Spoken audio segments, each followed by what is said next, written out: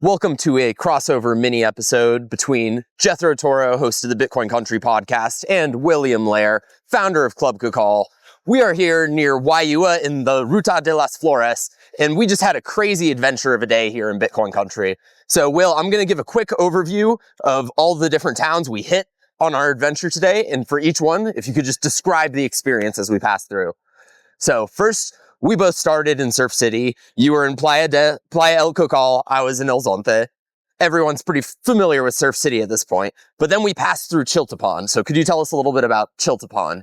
Cocal to Zonte, straight north up the mountain to Chiltepon, which is a beautiful little town, like stranded on a knife's edge of a ridge line, like just peppered about this little, and just beautiful, quaint, cute, almost lost in time.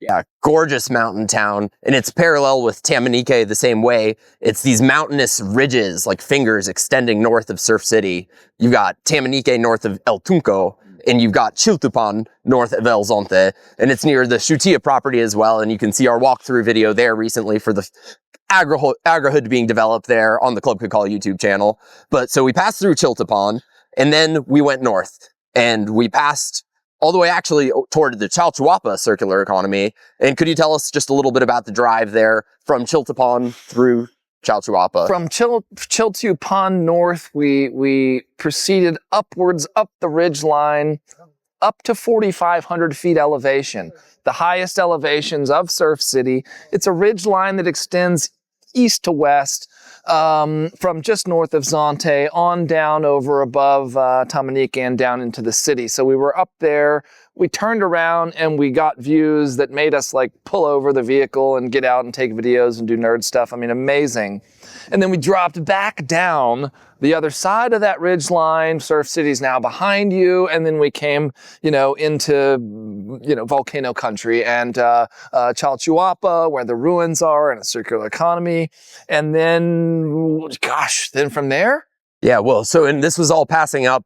So north and west up toward Santa Ana area of the country. Mm-hmm. And then we went even further west toward the border with Guatemala. And that is where we met in Malacatiupan with Sergio Gomez Gochez. And could you tell us a little bit about how he came to Club Cocal recently, what that experience was like, and then also how he invited us to his hometown and what that experience was like? Yeah, so my partner met Salvador recently, and he wanted to come meet us and find out more about what we're doing. He came to Club Cocal last week. We had a big, client meeting and presentation, and he brought some of his team. It was awesome. They love what we're doing here. He invited us to his hometown up near Malacatiupan, the hot river. It's a hot river. Yes. And so we joined him today to bathe in the hot water and the cold water. Yeah, that was part of the magic of the experience, is it's this intersection between the agua caliente, this hot spring, these volcanic springs, this water. And you're so used to, in Bitcoin country, El Salvador, it's hot outside and then you dip in the refreshing water. Here it's cool up in the refreshing mountain air, and you dip in this volcanic spring at the edge where it mixes with this cool river coming in at a fork. So he took us there. And could you tell us a little bit more about Salvador Gomez Gochez? He is, of course, the president's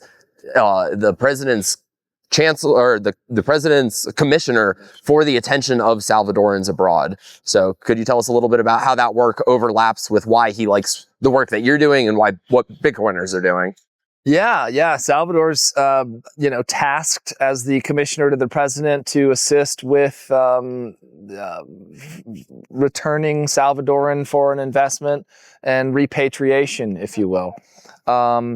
So what we're doing in many ways is providing community and, investment opportunity for gringos and also for Salvadoran Americans coming back. So, and it's very much a unity, a communion amongst us, right? The Salvadorans here locally, the Salvadorans coming back, and then the gringos coming from all over the world. Mm-hmm. Yeah, it is a beautiful, powerful mix. And it's part of what makes this country the most exciting place in the world right now.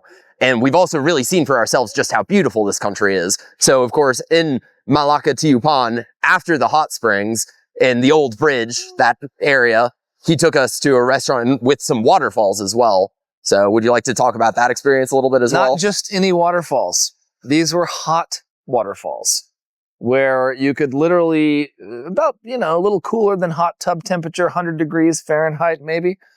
And you could just, put your shoulders and back underneath the hot water spring fall hitting just kind of amazing. And you stand up on the bluffs and there's steam and mist at the same time coming up and just basking everyone. I mean, it's really magical here in El Salvador. There's too much. Yeah, it is a gorgeous and magical, really is the right word for this country.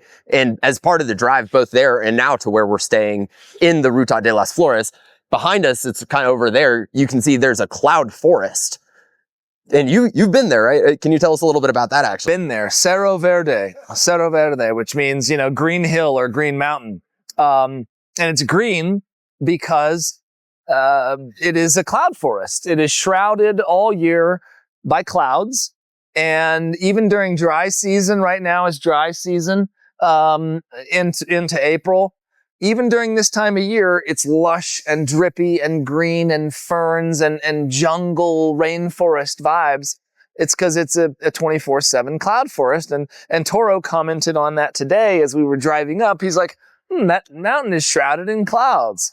And that, in fact, is the Cerro Verde cloud forest. Yep.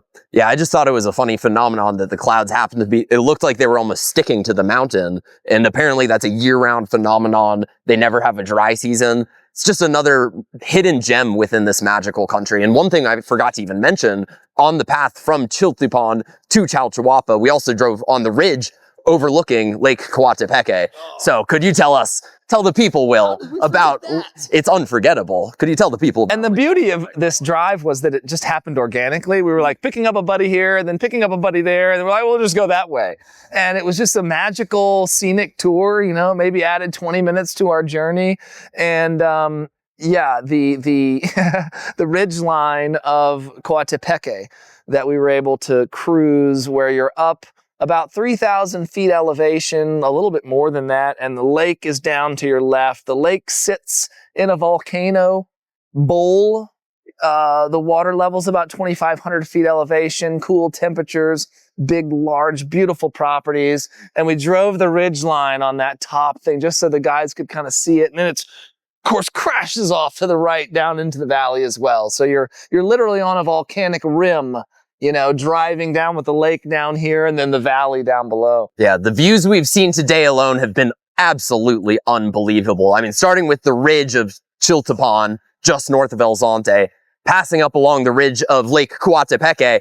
And I've actually been there as well for an overnight. And so it's this volcano that erupted 72,000 years ago and over time filled up with water. And it has this island inside the lake, inside this volcano with hot springs, and you can rent a jet ski on this lake and jet ski around this island inside the lake, inside this ancient volcano.